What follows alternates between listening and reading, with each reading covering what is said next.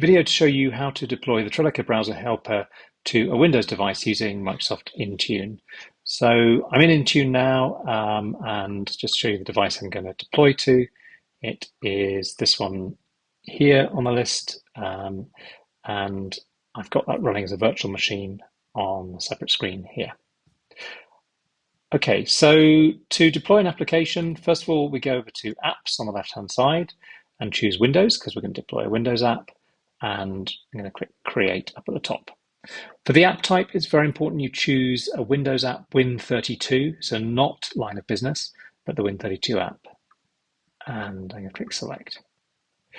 For Win32 apps in Intune, you have to deploy something called a wrapped application. And we've got one of these prepared for you already. So this is actually on the website, and you can just find it in the help. So it's under browser extension deploying on Windows. So you can just download that and upload that to Intune. So I'm going to do that now. Click OK. We need to fill in a few fields. That needs a publisher name, and the rest looks fine. Next screen, we're going to have to add the org ID and the domain. These are shown to you in the application admin settings page in Trelica for the browser helper for Windows. I'm just going to paste those in. This is basically a unique ID for your organization and the domain that you're running on. So either app.trelica.com or eu.trelica.com. The /qn is important. That means it's a silent deploy with the MSI. Okay, so operating system architecture, we can choose 32 and 64-bit and the minimum version of Windows 10 is fine. And now some detection rules. So we're going to manually configure the detection rules. We just add one in. This is for the deinstallation. So we can just tell it MSI, and we can tell it to do a version check or not. We'll just leave that as no for now and click OK. No dependencies, no supersedence, and finally onto assignments. So we want to deploy this to all devices. So I'm going to choose all devices, and availability is going to be as soon as possible.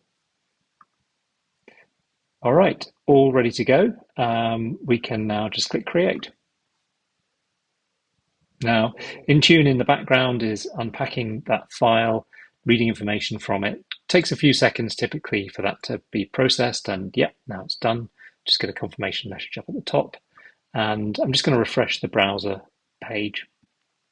And you'll see that it's now showing nothing ready to go. Intune takes a little while to sync, so we'll just wait a minute and until it's deployed to the device, and then refresh this page.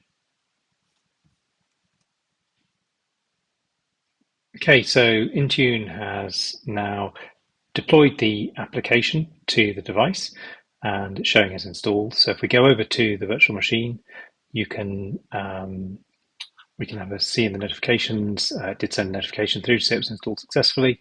We can now run the different browsers to check that out. So I'm going to run Google Chrome to start with. You can see the extension there. You can click on it. I'm already logged in. There was no separate action needed by me as the user.